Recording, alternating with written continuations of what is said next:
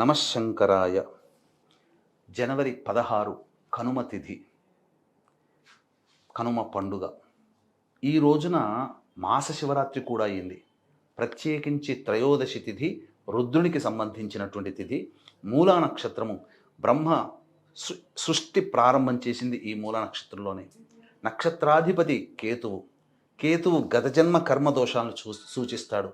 ఎవరైతే గత జన్మ కర్మ దోషాలు తొలగిపోవాలి, గత జన్మ పాపముల నుంచి విముక్తి పొందాలి అనుకునే వాళ్ళు ఉంటారో, ముఖ్యంగా మనం ఈ రోజున అనుభవిస్తున్నటువంటి కష్ట నష్టాలకి కారణం గత జన్మ పాప కర్మ దోషాలు.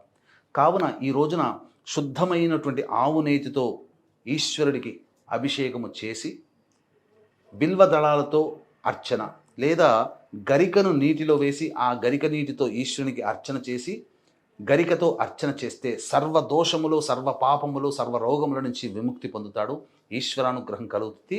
ఇది సాక్షాత్తు పరమేశ్వరుడే చెప్పినటువంటి ప్రయోగం.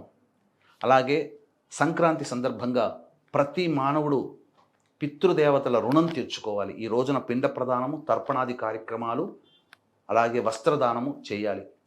అవకాశం ఉండి చేసుకోలేకపోయినా, అవకాశం లేకపోయినా ఎలాగో చేసుకోలేరు కాబట్టి మన పీఠం ఆధ్వర్యంలో మహామహిమాన్విత సుప్రసిద్ధ కాశీ క్షేత్రంలో గంగా నదీ తీరంలో జనవరి 15 సంక్రాంతి రోజున, అలాగే జనవరి 18 పుష్యమాసము అమావాస్య ఆదివారంతో కలిసి వచ్చింది కాబట్టి విశేషము. ఈ 2 రోజుల్లో మీ తరపున బ్రాహ్మణులని కర్తగా పెట్టి పిండ ప్రదానము, తర్పణాది కార్యక్రమాలు చేయించడం జరుగుతుంది.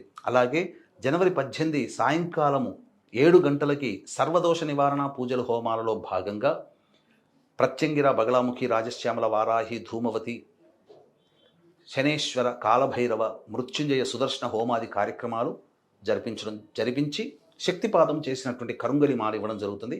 ఈ కార్యక్రమానికి సాయంత్రం 7 గంటల లోపల స్క్రీన్పై కనిపిస్తున్నటువంటి నెంబర్కి జనవరి 18వ తారీఖు 7 గంటల లోపల నమోదు చేసుకోవచ్చు.